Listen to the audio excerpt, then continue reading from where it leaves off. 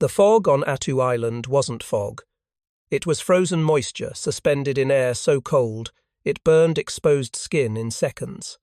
Sergeant Robert Mitchell pressed himself against volcanic rock at 32 degrees below 0 Fahrenheit, watching Japanese soldiers emerge from positions 400 yards upslope. His M1 Garand, the rifle that was supposed to give him 3 times the firepower of a bolt action, felt reassuringly heavy in his hands. He'd fired it 2 days earlier during the initial landing. 8 rounds, smooth and fast, exactly like training. The semi-automatic action had worked flawlessly in the transport ship's hold at 40 degrees above 0. Now, at 72 degrees colder, physics operated under different rules. Mitchell acquired his first target, a Japanese officer, sword raised, leading perhaps 30 men down the slope. He pulled the trigger. Nothing. The trigger moved, the sear released, but the firing pin never struck the primer. He worked the operating rod handle, manually, ejecting the unfired round, chambering another, pulled the trigger again. No shot. Before we jump back in, tell us where you're tuning in from, and if this story touches you, make sure you're subscribed because tomorrow I've saved something extra special for you. Around him, the sound that should have been a sustained roar of semi-automatic fire was a scattered crackle of bolt actions. Marines were working their rifles manually, trying to clear whatever was jamming the firing pins. The Japanese kept coming, bayonets fixed, shouting through the wind. Mitchell's rifle had become a 9.5-pound club. The math that had worked on Guadalcanal, where 1 M1 equaled 3 Arisaka bolt actions, inverted itself on Attu. Japanese rifles, simpler mechanisms with fewer moving parts, functioned in the cold. American semi-automatics, precision instruments built to tolerances of 1/10,000th of an inch, were freezing solid. The firefight lasted 11 minutes. 17 Americans died in that sector, not from being outshot, but from being unable to shoot at all. Men who'd trained for months on the M1's rapid-fire capability found themselves clubbing attackers with rifle butts or drawing sidearms they'd barely qualified with. Mitchell survived by abandoning his M1 entirely and picking up a dead Marine's M1903 Springfield bolt action. 5 rounds, manual operation, but it fired every time he pulled the trigger. The irony wasn't lost on him. The rifle his father had carried in World War I worked better in Alaska than the modern semi-automatic that was supposed to win World War II. After the Japanese attack was repulsed, Mitchell counted rifles in his platoon, 42 M1 Garands. 37 had experienced firing failures. Some worked for 1 or 2 shots, then froze. Others never fired at all. The few that functioned belonged to men who'd kept them inside their parkas, using body heat to prevent the mechanisms from freezing. The official casualty count for Attu Island would list causes of death as enemy fire, exposure, and combat injuries. It wouldn't mention equipment failure, but the survivors knew. They'd been sent to fight with rifles, engineered for temperate climates, issued without modifications for Arctic warfare. The M1 Garand had been in service since 1936. 7 years of production, millions of dollars invested, over 400,000 rifles manufactured by 1943. It had proven itself in North Africa, where temperatures exceeded 100 degrees. It had worked flawlessly in the Pacific Islands, where humidity and salt air tested corrosion resistance. But nobody had seriously tested it at 40 below 0 until American soldiers needed it there. Mitchell Field stripped his rifle that night in a tent barely warmer than outside. The bolt assembly came apart, revealing the problem. Moisture from his breath, from snow melting on the metal, had condensed inside the bolt mechanism and frozen solid. The firing pin couldn't move through ice. The sear surfaces were bonded by frost. Even the lubrication, designed to protect metal in normal conditions, had thickened into a paste that prevented movement instead of enabling it. He wrote a letter home that he wouldn't mail for 3 weeks, when regular transport resumed. The Japs have worse rifles than us, but theirs work in the cold. Ours don't.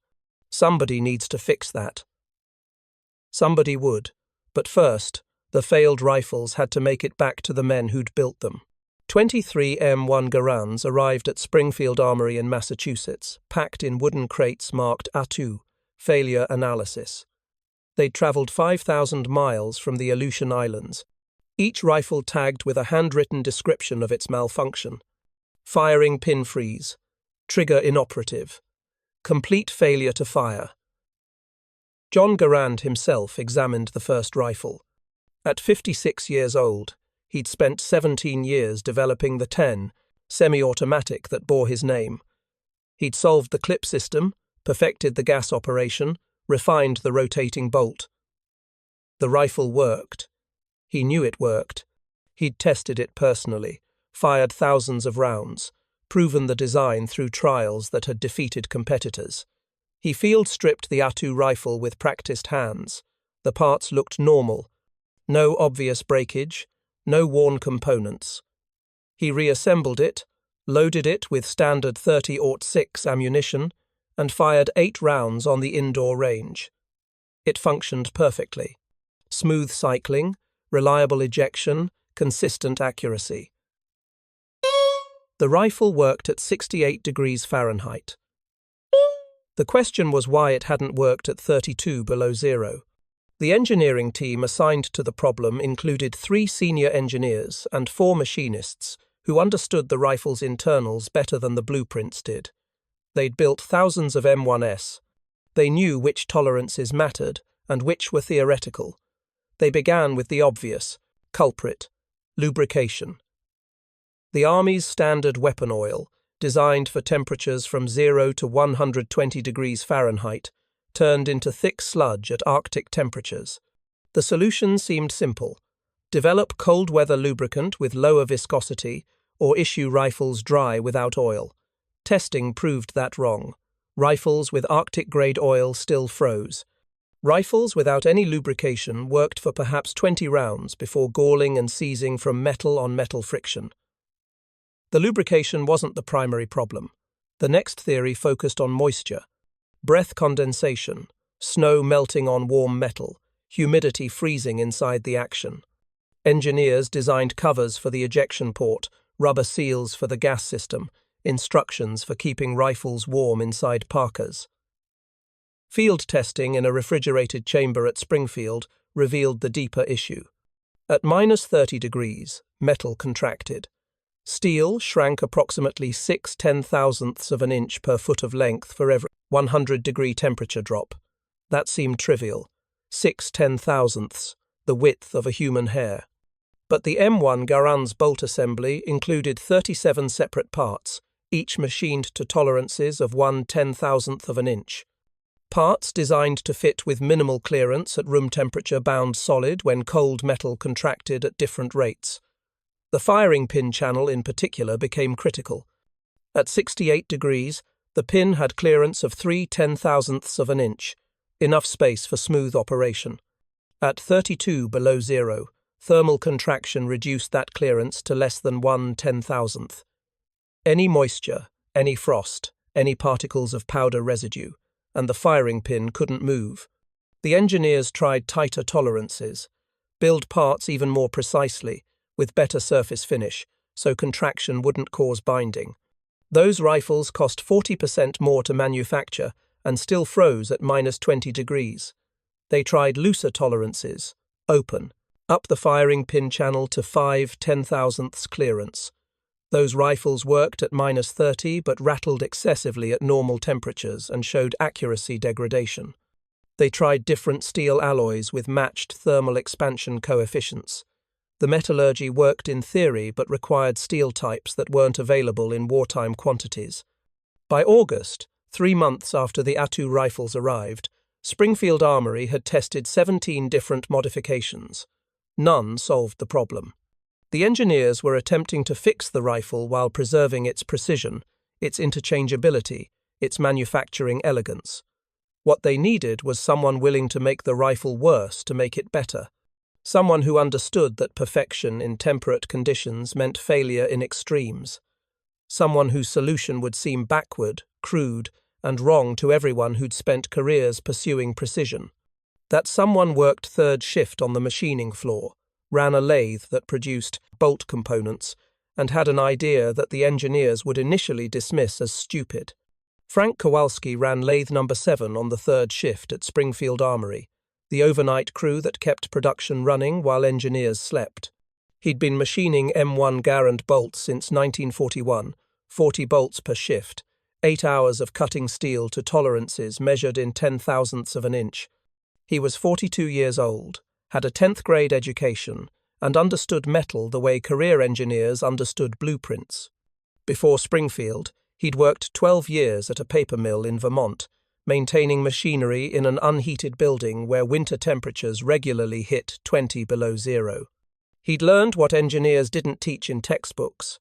Cold metal behaved differently than warm metal, and precision measurements made at room temperature became fiction in extreme cold. When the engineering team's memos started circulating in August about the Attu failures, Kowalski read with them during his lunch break. The proposed solutions made sense on paper: better lubricants, tighter tolerances, matched thermal expansion. All approaches that treated the problem like a precision engineering challenge. He saw it differently. The 3rd week of August, he approached the shift supervisor with a request that sounded like professional suicide. He wanted permission to machine a bolt with deliberately loose tolerances, not precision work, but sloppy work. Clearances of 8 to 10 10,000ths, instead of the specification's 3 10,000ths. The supervisor thought he was joking. "You want to make parts that'll fail inspection?" "I want to make parts that'll work in Alaska," Kowalski said. He explained his reasoning over coffee that had been sitting on the hot plate since 6 p.m. At room temperature, 3 10,000ths clearance was perfect. The bolt cycled smoothly, no excess play, no rattling.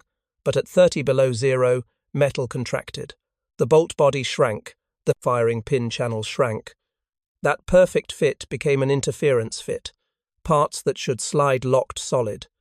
The solution wasn't better precision, it was worse precision, deliberately.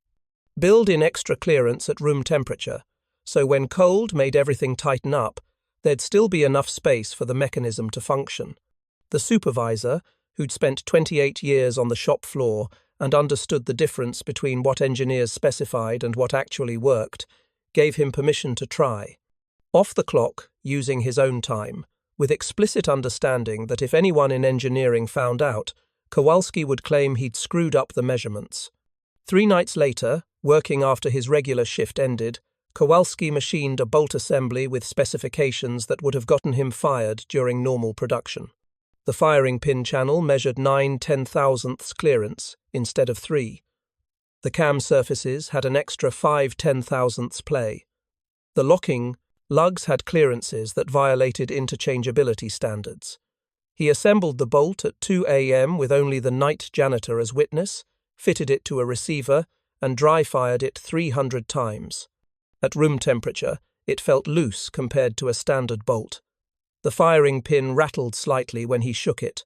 Quality control would have rejected it immediately. But Kowalski had spent 12 years fixing paper mill machinery at 20 below zero. He'd learned that equipment built tight for summer needed to be built loose for winter. Tolerances that seemed sloppy in warm conditions became perfect in cold. The reverse of what precision manufacturing taught. He wrote a 1-page memo describing his modification and left it on the engineering department supervisor's desk on Friday morning, September 3rd. The memo disappeared into the stack of proposed solutions that arrived daily from machinists, soldiers, and concerned citizens who all had ideas about fixing the M1. Telling and preparing this story took us a lot of time, so if you are enjoying it, subscribe to our channel, it means a lot to us. Now, back to the story. 2 weeks passed. Kowalski received no response. His bolt sat in his locker, unofficially manufactured, technically violating specifications, and completely outside the formal testing program. Then, in late September, a second shift inspector named Margaret Torres found the memo while filing paperwork. She'd read the engineering reports about cold weather failures. She'd seen the test results showing that every precision solution had failed, and she'd worked at Springfield long enough to know that sometimes the machine operators understood things that the engineers missed. She brought the memo to John Garand himself, who'd been personally reviewing every proposed modification for 3 months. Garand read it, reread it, and recognized something the engineering team had missed. They'd been trying to make the rifle more precise. This machinist was proposing to make it less precise in exactly the right way. On October 1st, 1943, Garand requested that Kowalski's modified bolt be included in the next round of cold weather testing. Not as a serious candidate, the chief engineer noted in his log, but as an experimental control to verify that loose tolerances caused the problems they expected. They thought it would fail spectacularly. They were preparing to use its failure as proof that precision was necessary. They didn't know they were about to discover that sometimes the solution to an engineering problem is to engineer it worse. Springfield Armory's cold weather test facility was a converted meat locker, 14 feet by 20 feet, with a refrigeration system capable of reaching 50 degrees below 0 Fahrenheit. By October, it had become the most important room in the entire arsenal. Every proposed solution to the Attu failures ran through this chamber. The test protocol was straightforward. Load 8 rounds, fire 8 rounds, reload, repeat. Continue until either 200 rounds were successfully fired or until the rifle experienced 3 consecutive malfunctions.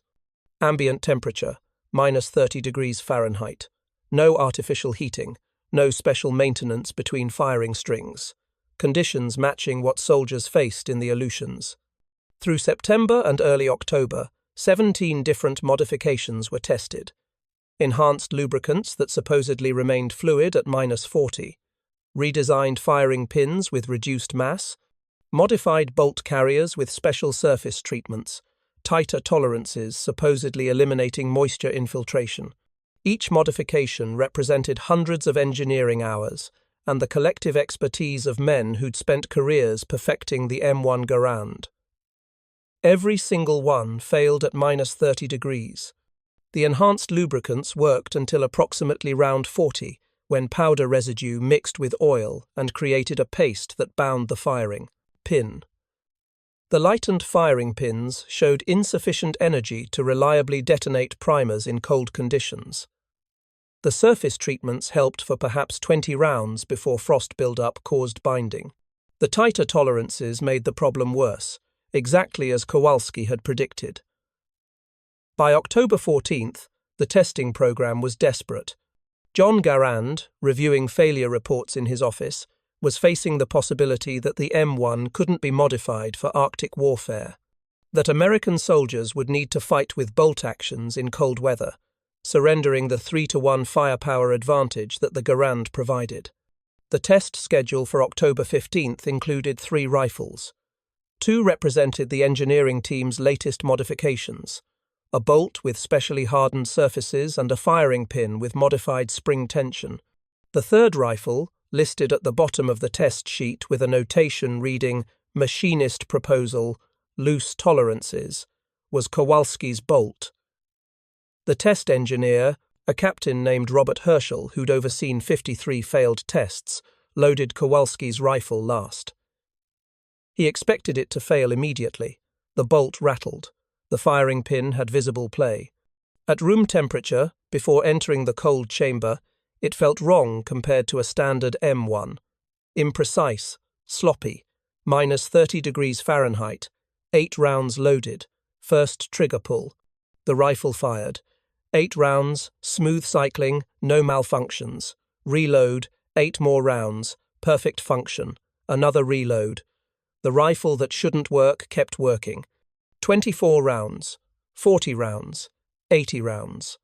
Herschel stopped at 100 rounds, removed the rifle from the chamber, and inspected the bolt. It was cold enough to stick to bare skin. Ice crystals had formed around the gas port, but the mechanism moved freely. The firing pin channel, with its deliberately excessive clearance, had enough space that minor frost buildup didn't prevent operation. He returned the rifle to the chamber and continued testing. 120 rounds, 160, 180. At round 193, the rifle experienced its first malfunction, a failure to eject caused by a defective cartridge, not a mechanical failure. Herschel cleared it and continued. 200 rounds total. One malfunction unrelated to the cold weather modification. The two precision-engineered modifications, tested simultaneously, failed at 37 and 42 rounds respectively. Both experienced firing pin binding. Both were removed from the chamber as failures. Kowalski's sloppy bolt had fired 200 rounds at -30 degrees with 99.5% reliability. Herschel ran the test again the next day with a fresh rifle using Kowalski's tolerance specifications. This time at -40 degrees Fahrenheit, colder than Attu, matching the worst conditions American troops might face.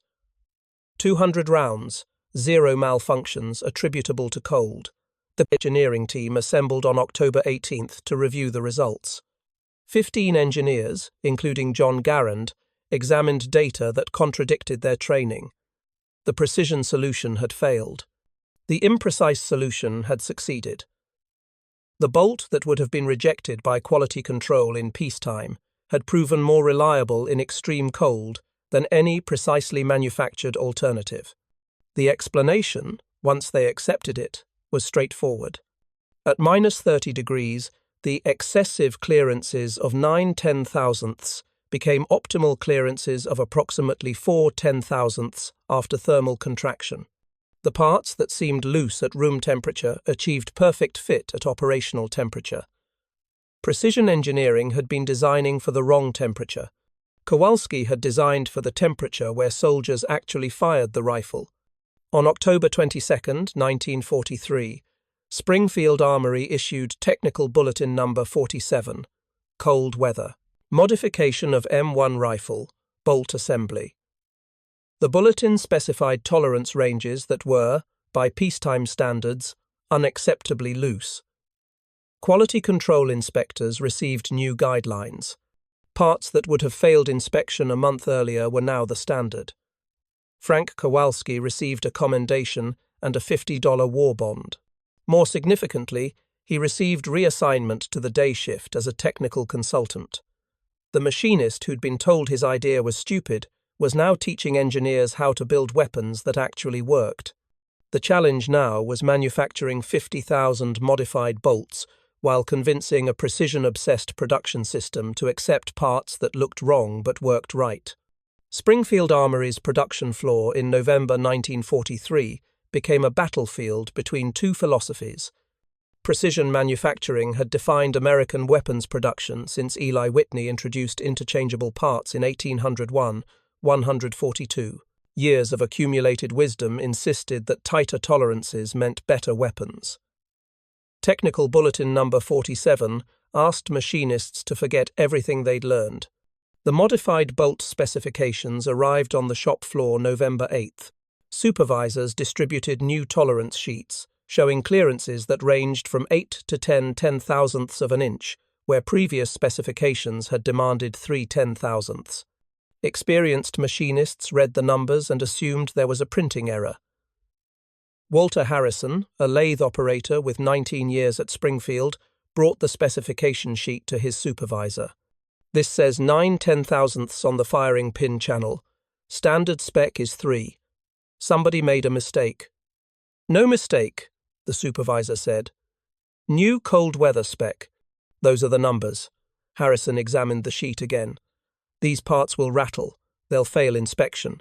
They'll pass inspection because inspection standards changed. Make them to spec. The cultural resistance was immediate and widespread. Machinists who'd spent careers pursuing precision were being asked to work sloppily. Quality control inspectors whose job was rejecting imperfect parts were being told that imperfect was now the standard. The entire production system operated on the assumption that precision equaled quality. Technical Bulletin 47 violated that assumption. The first week's production revealed the scope of the problem. Machinists produced bolts to the new specifications. Quality control rejected 63% of them, not because they failed the new standards, but because inspectors applied the old standards instinctively. Parts that measured 9/10,000ths clearance looked wrong, felt wrong, and got rejected before the inspector consciously checked the new specification sheets. Margaret Torres, the inspector who'd brought Kowalski's memo to engineering, found herself arguing with colleagues who insisted they were maintaining quality standards. "These parts are sloppy," one inspector told her, holding a bolt that rattled when shaken. "Listen to it. That's not Springfield quality." "That's cold weather spec quality," Torres replied. "It's supposed to rattle at room temperature. When it gets to 30 below, it'll fit perfect." The argument captured the essential conflict. Peacetime manufacturing valued consistency, precision, and perfection as measured at room temperature in controlled conditions. Wartime pragmatism valued function under the worst possible conditions, even if that meant sacrificing peacetime standards. John Garand addressed the production floor supervisors on November 15th. He brought test data from the cold chamber, showing the modified bolt's 200-round success rate at -40 degrees versus the standard bolt's failure at 37 rounds. "Gentlemen, we've been building rifles for 70-degree weather. Soldiers are fighting in 40 below weather. Our standards need to match their conditions, not our comfort." He held up a modified bolt. "This feels loose because it is loose. At 70 degrees. At -40, it's perfect. We're not lowering our standards. We're changing which temperature we're designing for." The training program began November 20th. Every machinist and inspector received instruction on thermal contraction, expansion coefficients, and the mathematics of cold weather tolerances. The training materials included a section that seemed to contradict decades of practice. Acceptable clearances may feel excessive at room temperature. This is expected and correct. Production accelerated through December. The initial target was 50,000 modified bolts, enough to retrofit rifles in Alaska and prepare for potential Arctic operations. Springfield's daily production capacity was approximately 600 bolts across all shifts. Meeting the target required 167 days of sustained production, while simultaneously maintaining standard bolt production for temperate climates. The production schedule assumed that both types of bolts could be manufactured simultaneously. That assumption proved optimistic.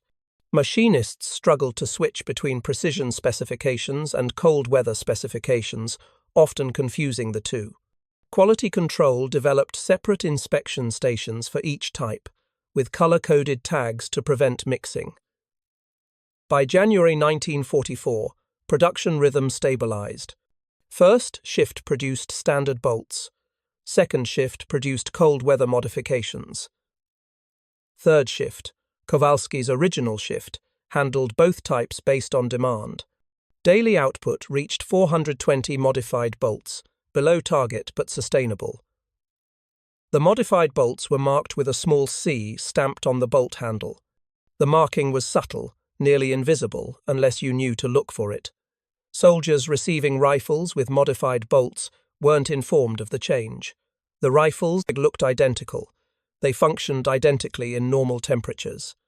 The difference only appeared in extreme cold, when standard bolts froze and modified bolts kept firing. By June 1944, Springfield Armory had produced 73,000 modified bolts, exceeding the initial target. The modification was integrated into standard production as cold weather configuration. Any rifle potentially deploying to Arctic or extreme winter conditions received the modification automatically. No press releases announced the change. No public recognition celebrated the solution. The modified bolt remained a technical footnote, known to armorers and ordnance specialists but invisible to the soldiers whose lives it would save. 6 months later, in December 1944, those modifications would be tested under conditions that made Attu look mild. The coldest European winter in 50 years was arriving, and American soldiers would discover whether Frank Kowalski's stupid bolt design actually worked when everything else froze. The Ardennes forest in December 1944 was colder than Alaska, 19 degrees below 0 Fahrenheit on December 20th, with wind chill driving the effective temperature to -35.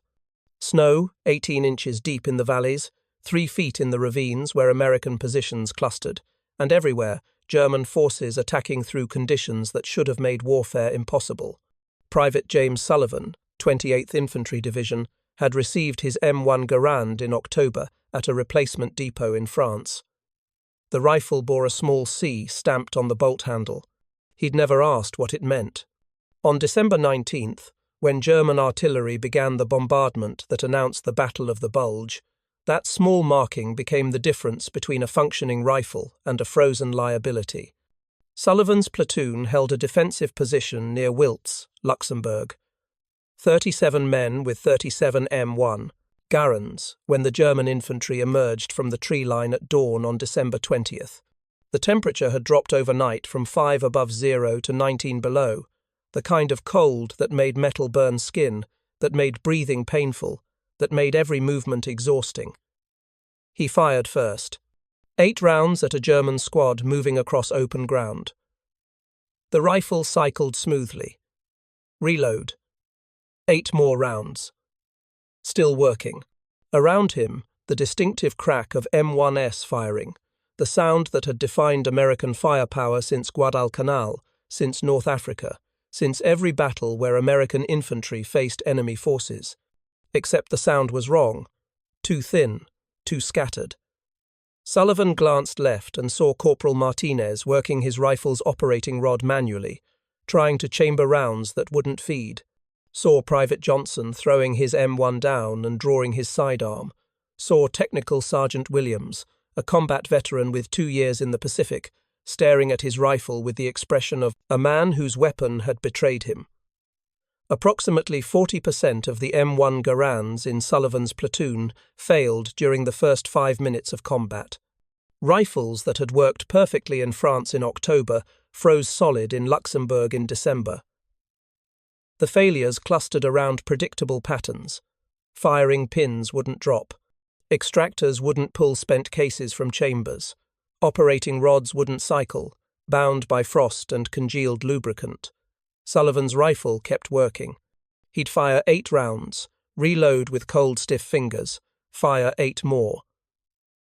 The volume of fire he maintained wasn't what the entire platoon should have delivered, but it was something enough to make the advancing Germans hesitate, to seek cover, to slow their assault. The action lasted 43 minutes before American artillery finally responded, forcing German forces back into the forest. In that time, Sullivan fired 96 rounds.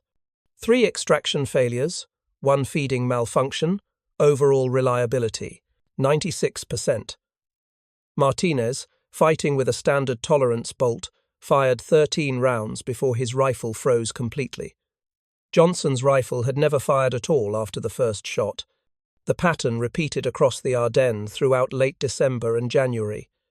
Units equipped with cold-weather modified bolts maintained their firepower. Units with standard bolts experienced failure rates between 35 and 55% in extreme cold. The modified bolts weren't perfect. They still experienced occasional malfunctions from fouling or ammunition issues, but they worked when standard bolts didn't. First Sergeant Raymond Blake, an armourer with the 106th Infantry Division, spent December 21st through January 2nd field-stripping frozen rifles and identifying patterns. He carried a jeweler's loop to examine bolt stampings. Rifles with the C marking consistently showed fewer cold-weather failures. Rifles without the marking consistently failed. By December 30th, he'd compiled informal statistics from his battalion. Modified bolts, 87% reliability at -15 degrees Fahrenheit. Standard bolts, 41% reliability at the same temperature. He filed a report with Ordnance requesting that all rifles in his division receive modified bolts immediately. The request disappeared into the logistics chaos of the Bulge. Ammunition shortages, fuel shortages, units cut off behind German lines, and communication breakdowns meant that rifle bolt modifications ranked low on priority lists. But the word spread informally through the ranks. Soldiers with functioning rifles were asked what made them work. The answer, when anyone could identify it, was a small C stamped where most soldiers never looked. Technical Sergeant Paul Henderson, a veteran of Sicily and Normandy, discovered his rifle had a standard bolt after it failed on December 24th. He scrounged a modified bolt from a destroyed rifle in a burned-out half-track, swapped it into his receiver on Christmas Day, and resumed combat on December 26th. His after-action report, filed in January 1945, included a sentence that summarized the modification's importance. Request all M1 says be retrofitted with winter-spec bolts. Mine works. Most don't.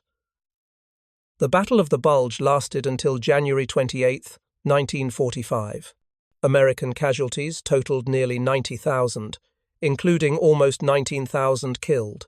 The German offensive failed, pushed back by a combination of American resistance, artillery support, and eventual air superiority when weather cleared.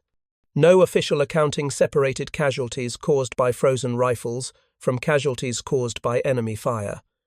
But survivors knew, Sullivan knew, Blake knew, Henderson knew. They'd watched men die because weapons failed, and watched other men survive because Frank Kowalski had machined a bolt with sloppy tolerances 18 months earlier. The modified bolt never received recognition beyond technical bulletins. It saved thousands of lives in conditions where precision engineering failed and practical engineering succeeded. The difference between survival and death was 9/10,000ths of an inch of extra clearance and one machinist willing to build something that seemed wrong to everyone except the soldiers who needed it to work. Springfield Armory's production records for 1943 through 1945 tell a story that never made headlines, never appeared in victory speeches, and never received recognition beyond technical bulletins filed in ordnance archives. Standard M1 Garand bolt production from January 1936 through October 1943, approximately 2.8 million units manufactured to original specifications. Tolerances of 3/10,000ths of an inch. Designed for optimal performance between 32 and 110 degrees Fahrenheit. Reliability in those conditions, 98 to 99%. Cold weather modified bolt production from November 1943 through August 1945, 217,000 units. Tolerances of 8 to 10/10,000ths of an inch. Designed for performance between -40 and 110 degrees Fahrenheit, reliability at -30 degrees, 96 to 98%. Reliability at 70 degrees, 97 to 99%. The modified bolt sacrificed approximately 1% reliability in temperate conditions to gain 55% reliability in Arctic conditions. Standard bolts at -30 degrees showed reliability of 41% in field conditions, 63% under controlled test conditions. The cold weather modification didn't just improve performance, it made the weapon functional in conditions where the standard design failed completely. Production cost differential, 12 cents per modified. Bolt versus standard bolt. The wider tolerances actually reduced manufacturing time slightly, because machinists could work faster when precision requirements relaxed. Total additional cost for the cold weather modification program, approximately $26,000 across 19 months of production. That investment, less than the cost of a single Sherman tank, purchased functional rifles for soldiers fighting in the Aleutians, the Ardennes, and anywhere else winter warfare occurred. The return on investment, measured in lives saved by rifles that fired when needed, was incalculable but real. The American industrial system's ability to adapt mid-war revealed itself in the modification's implementation timeline. Problem identified at Attu in May 1943. Solution tested and verified by October 1943. Production implementation in November 1943. First modified bolts reaching combat units by January 1944. Total time from problem recognition to fielded solution, 8 months. That timeline reflected an industrial capacity that could iterate, test, manufacture, and deploy modifications, while simultaneously maintaining base production of 4 million M1 Garands total by war's end. The United States could identify a problem in Alaska, solve it in Massachusetts, and distribute the solution globally within a year. That capability, more than any individual weapon's performance, defined American military-industrial advantage. Comparative analysis with other nations' cold-weather rifle performance revealed the modification's significance. German forces used bolt-action Kar-9 8K rifles that functioned reliably in extreme cold due to their mechanical simplicity. Bolt-actions required no gas systems, no complex cycling mechanisms, just manual operation. Reliability at -30 degrees, approximately 90%. Rate of fire, 10 to 15 rounds per minute. Soviet forces used Mosin-Nagant bolt-actions and SVT-40 semi-automatics. The SVT-40, theoretically comparable to the M1 Garand, showed catastrophic failure rates in winter conditions. Soviet military records captured after the war indicated SVT-40 reliability dropped below 30% at -20 degrees Fahrenheit. The Red Army increasingly relied on simpler bolt actions for winter combat, surrendering the semi-automatic advantage entirely. British forces primarily used Lee-Enfield bolt actions throughout the war, reliable in all conditions, but limited to bolt-action firing rates. The British experimented with semi-automatic rifles, but never achieved production scale comparable to American M1 manufacture. The modified M1 Garand remained the only semi-automatic rifle in World War II that maintained operational reliability in Arctic conditions while preserving its rate of fire advantage. A soldier with a cold-weather M1 could deliver 40 to 50 rounds per minute at -30 degrees. His opponent with a bolt action could deliver 10 to 15 rounds per minute. That 3-to-1 advantage, initially lost when standard M1s froze, was restored by Kowalski's modification. The modification never made headlines for several reasons. First, weapons modifications rarely received press coverage compared to battles, strategy, or personalities. Second, acknowledging the problem meant acknowledging that American rifles had failed in combat, information that could damage morale and provide intelligence to enemies. Third, the solution was technical and unglamorous. Machinist Wyden's tolerances didn't sell newspapers compared to Marine Storm Pacific Island. Fourth, and perhaps most significantly, the modification worked so quietly and effectively that most soldiers never knew it existed. Men carrying rifles with C-stamped bolts simply experienced fewer malfunctions in cold weather. They attributed that reliability to luck, to better maintenance, to breaking in their rifles properly. The idea that their weapon worked because someone had deliberately made it less precise would have seemed counterintuitive. Official U.S. Army Ordnance Department records for 1945 show the modification listed as Technical Bulletin 47, Cold Weather Configuration, M1 Rifle, 23 pages of specifications, test data, and manufacturing instructions. No mention of Attu casualties, no mention of Kowalski, no mention of the engineering team's initial resistance to wider tolerances. The bulletin was filed with thousands of other technical modifications, improved sights, reinforced stocks, corrosion-resistant finishes, manufacturing shortcuts to increase production speed. Each modification solved a specific problem. Most were forgotten immediately after the war when those problems became irrelevant. Technical Bulletin 47, however, would prove its value again 6 years later, when American soldiers faced another winter war in terrain that made the Ardennes look mild. The Korean Peninsula in winter 1951 would be colder than Attu, colder than Luxembourg, cold enough to test every assumption about what weapons could endure.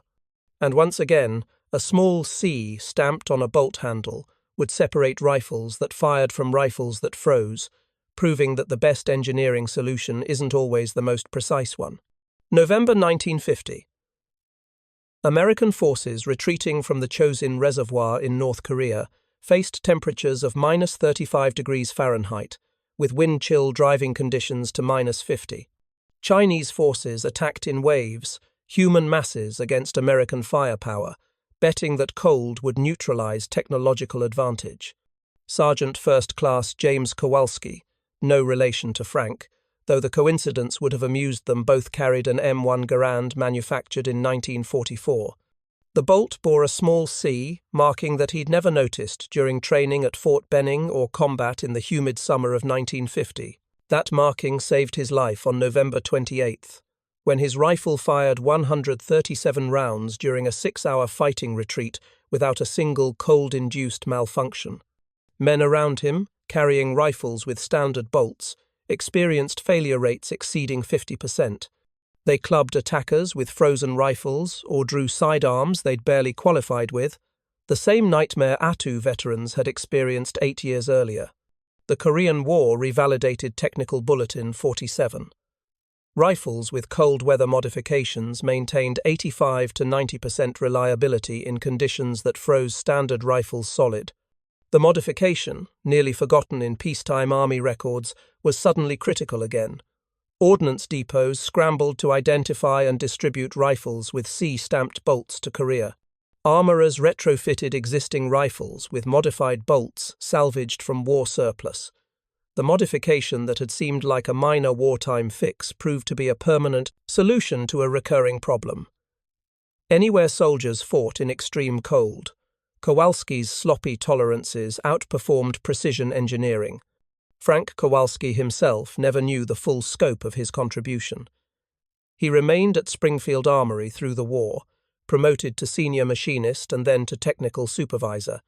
After the war, he returned to private industry, working for a machine tool manufacturer in Connecticut. He died in 1968 at age 67 from complications of emphysema, a career machinist who'd spent 50 years working with metal. His obituary in the local newspaper mentioned 46 years in manufacturing, service as a technical supervisor during World War II, and survivors, including his wife, 3 children, and 7 grandchildren. It didn't mention that his modification had been applied to over 200,000 rifles. It didn't mention Attu, or the Bulge, or Chosin. It didn't mention that soldiers he'd never met survived battles, because he'd understood that precision wasn't always the answer. The Army never formally credited him. Technical Bulletin 47 listed no individual author, consistent with institutional documentation that attributed modifications to organizations rather than people. Springfield Armory received credit. The Ordnance Department received credit. Kowalski received a $50 war bond and quiet satisfaction from seeing his solution adopted. His story illustrated a truth that engineering schools rarely taught and military institutions often forgot. Over-engineering sometimes meant building in slop, not removing it. The best design wasn't always the tightest tolerance, the most precise fit, the most elegant solution. Sometimes the best design was the one that worked when everything went wrong. The M1 Garand remained in U.S. military service until 1963, when the M14 replaced it. Over 6 million M1s were manufactured between 1936 and 1957. An unknown percentage, probably 20 to 30%, incorporated the cold weather modification. Those rifles fought in World War II, Korea, and early Vietnam. Many were sold as surplus to civilian shooters, who discovered that M1s with slightly loose-feeling bolts often proved more reliable than rifles with tight, precise mechanisms. Modern firearms designers learned the lesson eventually. Military specifications for weapons now include cold weather performance requirements from initial design, not as afterthought modifications. Tolerances are specified for operational temperature ranges, not room temperature. The concept of fit for purpose replaced the older assumption that precision always equaled quality. The AK-47, designed by Mikhail Kalashnikov in 1947, embodied this philosophy. Loose tolerances, generous clearances, mechanisms that rattled at room temperature but functioned flawlessly in mud, sand, and Arctic cold.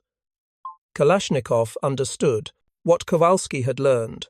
Reliability under worst-case conditions mattered more than precision under ideal conditions. American firearms designers, raised on traditions of precision manufacturing dating to Eli Whitney, took longer to accept that lesson. But they learned it, eventually, from machinists and soldiers who understood that what worked on paper didn't always work in snow. Today, a modified M1 Garand bolt sits in the Springfield Armory National Historic Site Museum collection. The small C stamped on the handle is barely visible, worn nearly smooth by decades of cycling. The display placard identifies it as M1 Garand bolt assembly, cold weather configuration, circa 1944. No mention of Kowalski, no mention of Attu or the bulge or chosin. No mention of the engineering team's initial dismissal or the production challenges or the lives saved. The bolt looks unremarkable. Slightly worn, slightly loose, the kind of part that precision manufacturers would have rejected as substandard. But that bolt, and 217,000 others like it, represented something more important than precision. They represented the ability to recognize when perfection was the enemy of function, when expertise needed to yield to experience, and when the right answer came from the shop floor rather than the engineering office. Frank Kowalski never received a medal, never gave a speech, never saw his name in history books. He machined a bolt with deliberately loose tolerances, wrote a one-page memo, and went back to his lathe. That was enough. Sometimes the most important engineering isn't the most elegant. Sometimes it's just the solution that works when soldiers need it most. The bolt in the museum sits behind glass, unmarked and unknown. But every time someone handles an M1 Garand that still fires reliably after 80 years, in conditions from tropical humidity to Arctic cold, they're holding proof that the best engineering sometimes means knowing when to make things worse to make them better.